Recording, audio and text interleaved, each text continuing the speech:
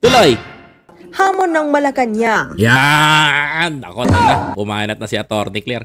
Sabihin ni VP Sara ang tunay na ipinunta niya sa Australia. Ayan! Naku, dadali mo, Atty. Claire. Sabihin ni Buday ang personal na pagpunta niya sa Australia. Eh, bakit nga ba? Para magmakaawa sa isang opisyal sa Australia para dun patirahin ng kanyang ama na nagkasala sa batas ng karapatang pantao.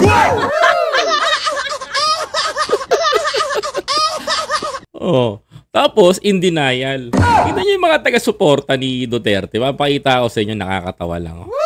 Tingnan niyo to, mga kababayan. Look. Tingnan mo. Ayan ang malaking mistake nila. Hindi nila nagawang bumomba ng bilang dun. Nagmukhang marami na nasa malayo. Diba? Buti na lang, kukunti lang ang naniniwalang Pilipinong aang-aang sa Australia sa inyo. Tuloy. Sana ay naging tapat siya sa pagsasabi kung ano ba ang dahilan ng kanyang pagpunta. Yan. Siyempre, hindi magsasabi ang Atty. Claire. Kung ako kay Buday, di ako magtitiwala kay Paik-Ik eh. Di ba? Si Paik-Ik, mga kababayan ko. Bandang huli, mga kababayan ko, ilalaglag ni Paik-Ik yan si Buday, mga kababayan. Tuloy. Sa Australia, ginamit niya ang OVP Facebook. Ito ay parte ng gobyerno. Correct. Pero pang personal trip. Personal trip nga daw. Ibig sabihin nun, personal siyang nagtitrip, mga kababayan ko sa Australia. Atty. Claire, liwanagin mo!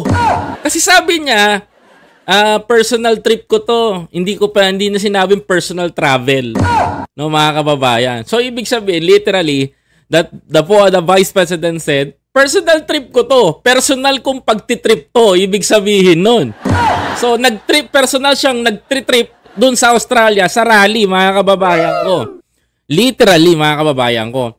But think of it, mga kababayan ko. No, nakakapagtaka lang that the Vice President's using the Facebook ng OBP.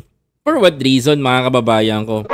Dapat doon yung opisyal na panggobyernong pamamaraan na ginagamit natin upang inilalabas natin sa taong bayan because anything na sasabihin natin, paniniwalaan natin. But suddenly, mga kababayan ko, the Vice President using the Facebook, officially Facebook of the government.